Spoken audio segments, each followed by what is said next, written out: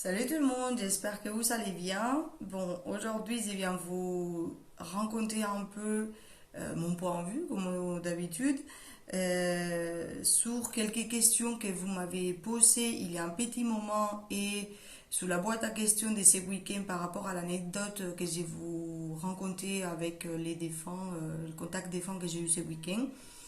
Donc voilà, je vais commencer pour les questions de ce week-end parce que c'est plus près, plus frais. Et donc je vais vous répondre à ça.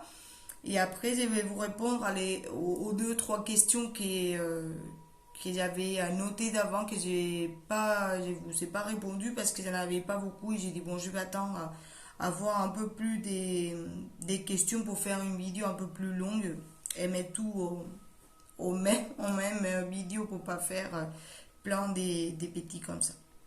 Alors, l'anecdote déjà pour commencer de ces week-ends, c'est que ça faisait depuis 2 jours que je me sentais pas très bien chez moi, beaucoup de poids dans la poitrine, décidé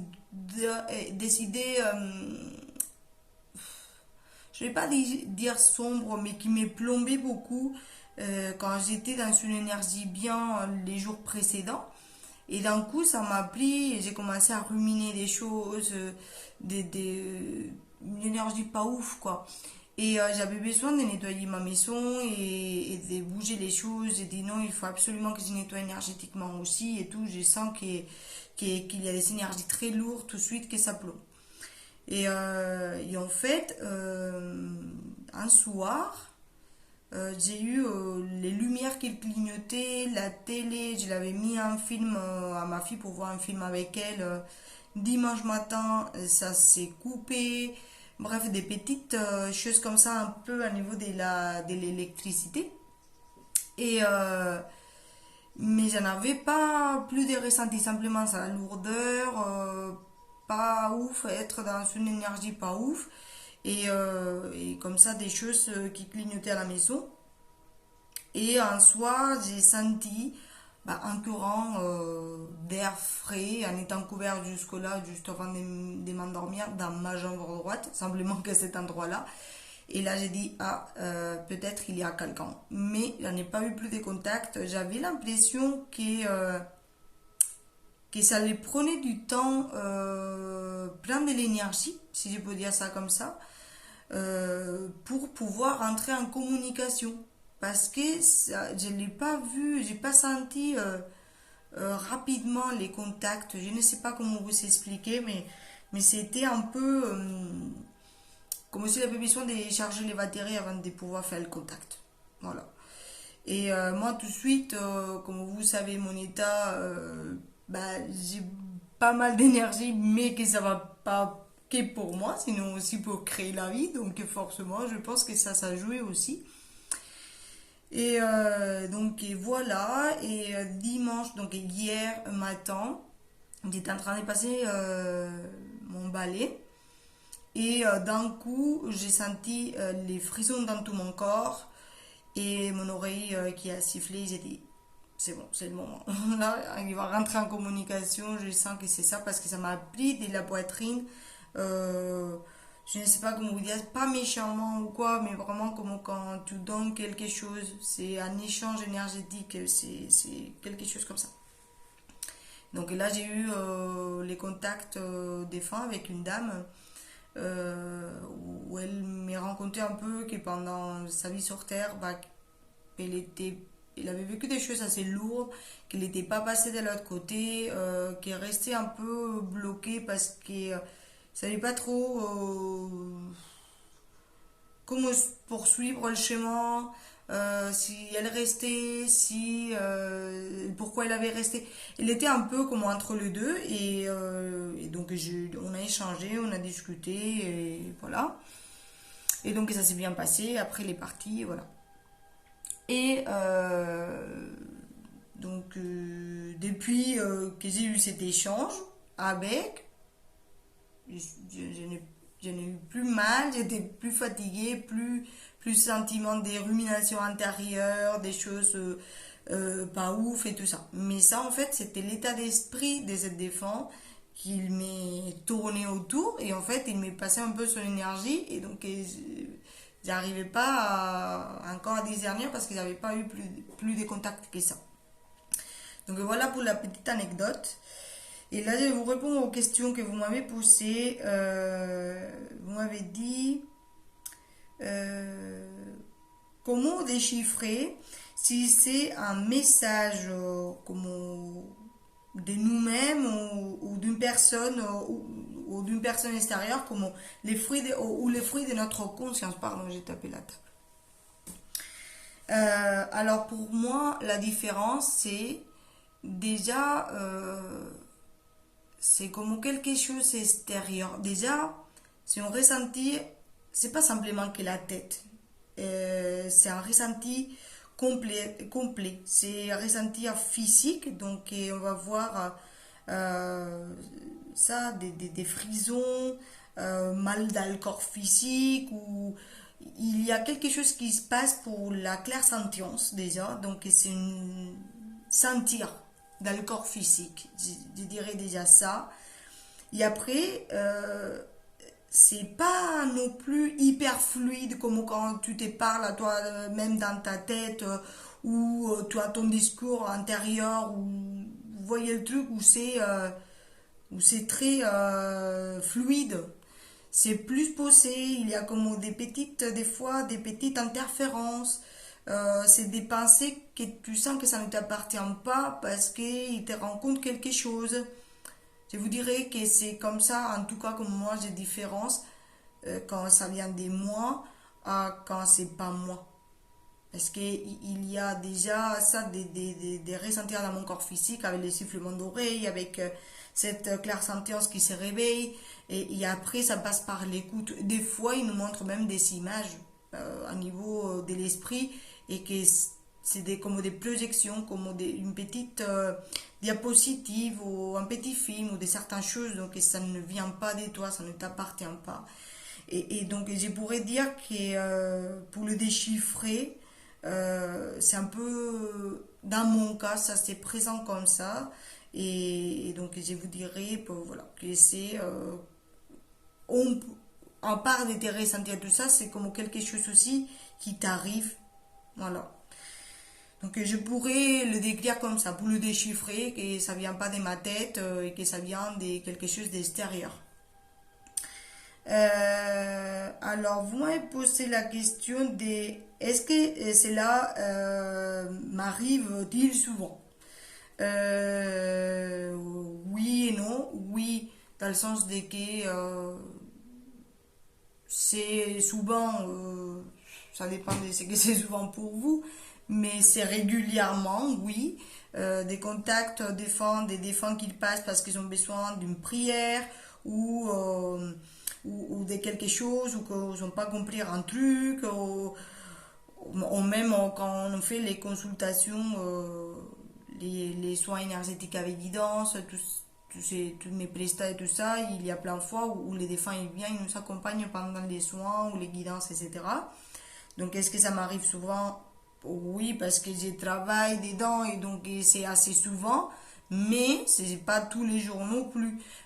Par exemple, quand j'ai contact des fois comme ça, ou mon guide, il y a des fois il me pousse à donner ou délivrer un message à quelqu'un qu'il m'a même pas demandé, et parce que la personne en face, il passe pas un bon moment, et il y a un défunt qu'il veut les donner une info ou les soutenir ou quelque chose, ça m'arrive pas tous les jours. Et heureusement, parce que passer des messages aux gens que je connais pas, c'est pas mon kiff. Et qu'en plus, ils m'ont pas demandé. Donc voilà.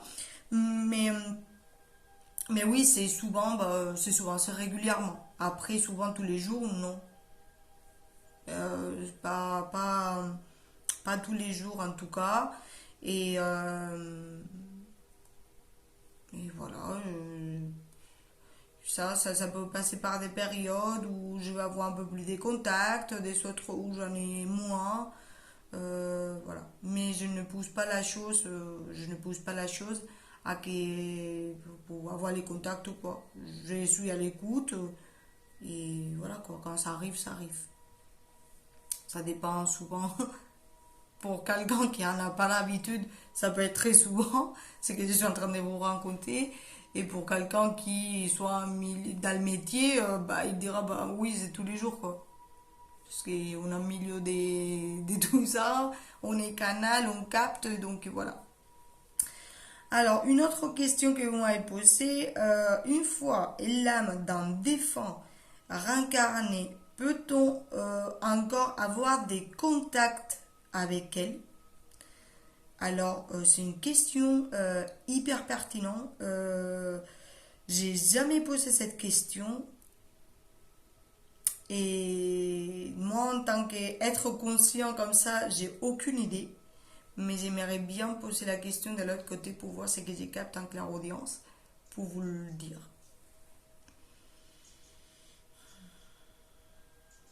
J'entends que oui, qu'on peut avoir encore des contacts avec elle,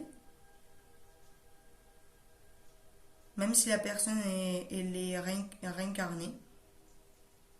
Parce que c'est comme s'il aurait laissé un... Dis le mot en espagnol, un legado. Legado, c'est comme quand tu laisses, tu vois, un papier par écrit, où tu as donné l'information, quoi. C'est comme une trace, en fait.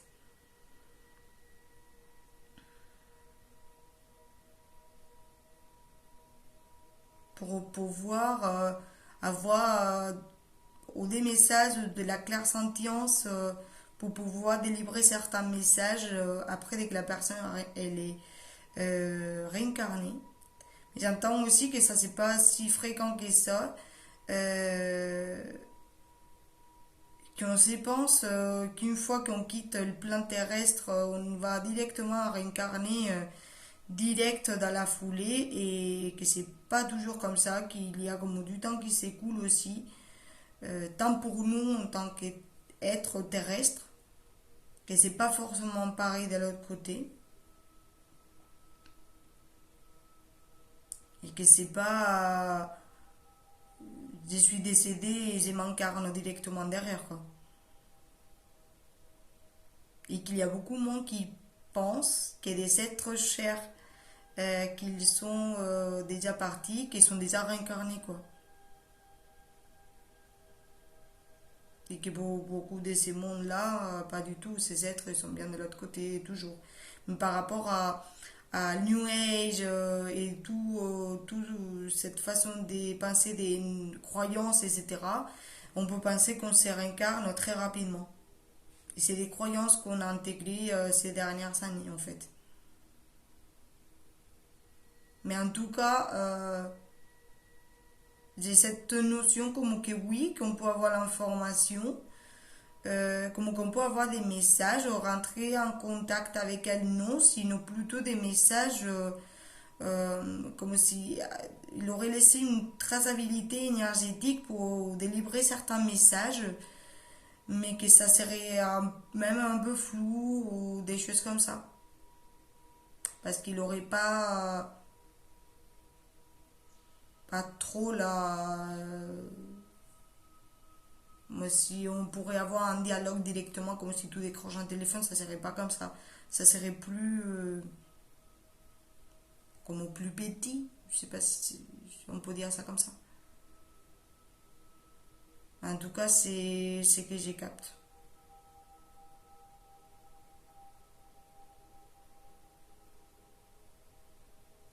Voilà. Dis ça. Maintenant.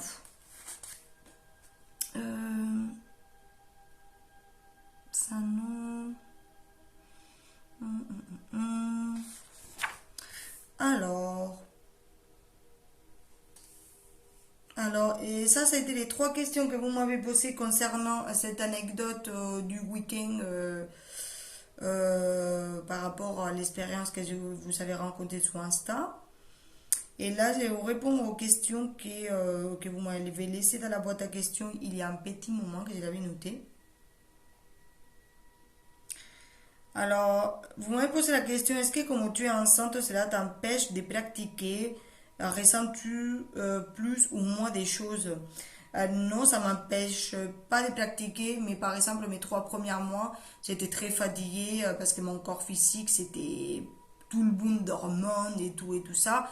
Donc, forcément, avec la fatigue et de la concentration d'énergie au début de la création du bébé et tout, franchement, les ressentis et tout ça, c'est pas que je l'ai perdu, mais c'était assez atténué. C'était beaucoup plus doux dans le ressenti, moins flagrant certaines choses. Et, euh, et donc, je ressens plus ou moins des choses. Là, au jour d'aujourd'hui, je ressens, je pense que pareil. Peut-être des fois un peu moins certaines choses, comme je vous dis, par rapport à la fatigue ou certains moments de la journée ou des choses comme ça. Mais ça m'empêche pas de pratiquer et je pense que c'est une question aussi de l'adaptation du corps. Une fois que le bébé il est déjà bien intégré dedans, etc. Une chose que j'ai ressenti par contre, c'est que mes consultations, ces derniers temps, j'ai eu des consultations assez douces. Pas avec des gros problèmes, ou à niveau énergétique, c'était lourd de s'appuyer avec des entités dégueu, des choses comme ça. C'était vraiment plus doux, plus dans la compréhension, dans la guidance, dans la spiritualité, dans l'accompagnement à l'autre, mais comme toujours, mais ça l'a, on va dire, ça a ces côtés lourdeurs, costauds qu'on peut avoir des fois quand on porte des entités et des choses pas ouf, quoi. Qu'avant, juste avant de tomber enceinte, j'en avais eu plein par contre. Il y a eu un moment que j'ai eu les nouvelles que ça, que ça démarrait la grossesse et tout ça, c'est comme si de là-haut, ils m'auraient envoyé moi des cas comme ça et je pense que c'est fait exprès pour me préserver à niveau énergétique et au bébé et tout quoi. Donc c'est hyper intéressant ça parce que ça je l'ai ressenti. Il a eu un ralentissement dans les consultations, j'ai eu moins de consultations, donc moins de la demande et une notion d'avoir des gens avec des choses un peu moins lourdes énergétiquement si je peux dire ça comme ça. Mais je pense que c'est bien orchestré là-haut pour que ça se passe comme ça, quoi, parce que les clients, c'est à toi qui déchargent les consultants et donc voilà, quoi. Donc finalement, c'est ce qu'ils t'envoient, la vie. Euh, alors, vous m'avez posé la question, ma perception du temps est-il linéaire ou bien les passés, présents, futurs existent ensemble selon toi? C'est marrant parce qu'une partie de moi, il veut croire que c'est linéaire. C'est du genre, oui, mais là, pour moi, au jour d'aujourd'hui, c'est linéaire. Mais quand j'ai lu la autre question, donc, ou bien passé, présent, futur existent ensemble selon toi, j'ai quelque chose en ressenti profond de que oui, de que c'est tout mélangé. Mais dans ma tête d'être humain, je n'arrive pas à concevoir ça dans ma tête, donc je ne saurais même pas l'expliquer. Mais j'ai cette sensation de que oui, de que j'existe tout en même temps. Euh, mais voilà quoi, c'est compliqué parce que je n'arrive pas à... Je sais pas, ma tête trop linéale d'être humain, il veut pas me laisser penser trop à réfléchir le comment du pourquoi du comment quoi. Mais je pense que oui, que c'est tout mélangé. Après comment ça se fait ou quoi, j'ai aucune idée. Je peux même pas les mettre des mots dessus. Mais ma perception du temps à jour d'aujourd'hui, elle est linéaire. Bah, elle est linéaire. Les passés, c'est du passé, mais ça nous influence aussi par rapport aux choix qu'on fait dans le présent et pour le futur. Mais voilà, quoi, c'est pour moi le temps, il est linéaire. Ce qui s'est passé, ça reste du passé, et ce qui viendra, c'est ce qui viendra. Mais voilà. Ces côtés des passé, présent, futur existent ensemble selon toi. Euh, oui, pour moi, qu'il y a quelque chose que oui. Et c'est marrant quand je relis ça et je viens d'avoir comme une info qui tombe derrière. En fait, quand j'ai parlé du passé, c'est ce qu'on a vécu, mais c'est aussi ce qui nous fait être aujourd'hui et la personne qu'on est aujourd'hui ou ce qu'on sera dans le futur. Parce que je pense qu'on s'est construit aussi par rapport à ce qu'on a vécu. On peut le changer, mais il faut bien savoir qui on a été et ce qu'on est aujourd'hui pour savoir ce qu'on veut devenir demain. C'est côté ça se mélange déjà, quoi. Il y a cette côté des passés, présent et futur, déjà qui ça se mélange dans le présent des jours d'aujourd'hui. Donc, même si c'est linéaire et le temps, cette notion de que ça existe les trois dans le même moment, oui, oui. C'est marrant parce que j'ai eu comme une info par rapport à ça. Euh, Comme que oui, c'est tout ensemble, c'est tout mélangé. Euh, c'est du genre, c'est que la vie et le futur,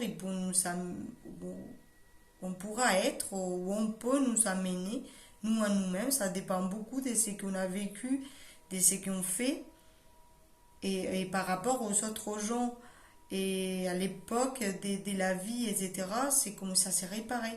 C'est pas comment vous expliquer la notion que j'ai. Les sentiments, l'explication sur ça.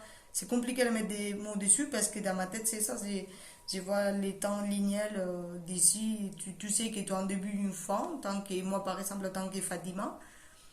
Donc, c'est de côté je sais qu'il y aura ça, le début et la fin, avec la naissance et la mort. Mais en même temps, je sais que c'est un cycle. Je sais pas, c'est tout dans le même truc. Je sais pas comment vous expliquer. Si on changeait plus d'infos, ou je suis capable de mettre des mots dessus, je le ferai. Mais là, pour le coup, c'est compliqué d'aller mettre des mots dessus. Mais je pense que oui, que c'est si ça tout ensemble dans le même moment, quoi.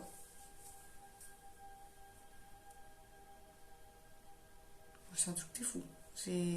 Ouah, ma tête, elle commence à faire pion, pion, pion, pion pour rattacher des trucs, mais je n'ai pas envie de rentrer parce que c'est vraiment complexe, quoi. Euh, Vous m'avez posé aussi la question comment débloquer des capacités qu'on a refermées il y a des années. J'entends en travaillant. J'ai la notion aussi de qu'il y a des gens qui peuvent avoir pas des capacités, soit après ça s'ouvre parce qu'ils n'étaient pas encore prêts, soit à l'envers, soit ils ont eu des capacités, ils l'ont bloqué parce qu'ils n'étaient pas prêts pour continuer avec ses capacités ou dans la pratique de ses capacités. Et c'est pour moi, c'est en travaillant. Aller chercher à l'intérieur de soi euh, des exercices, la méditation, concentration, écoute, beaucoup d'écoute de soi. J'ai ça en fait en enfant. C'est pas comme si on allait déverrouiller un truc en fait. Pour moi, c'est pas ça. C'est en creusant petit à petit, à chercher à l'intérieur pour que ça commence à reprendre la place qu'il pourrait avoir auparavant. J'entends aussi l'ego, l'ego, l'ego. Donc peut-être c'est aussi un travail de reconstruction de l'ego ou pas, c'est penser que parce qu'on a des capacités, voilà, on est déjà les cellules du monde, donc faire ce travail d'ego pour que ça nous... Parce que c'est ça qui peut nous aveugler aussi dans la perte des capacités. J'entends ça.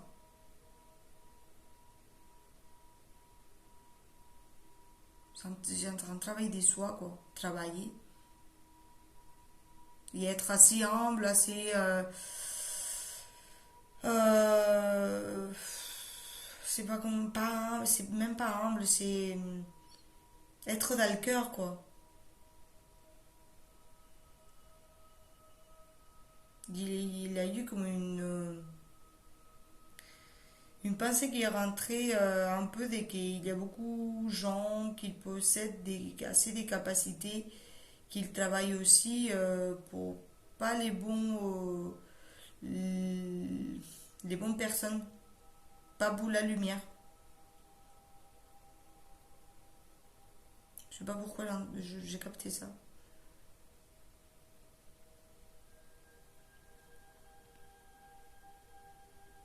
C'est marrant parce que ça part. C'est du genre, mais ces personnes-là, ils ont une grande capacité, des grands pouvoirs et pourtant ils ont un grand ego aussi.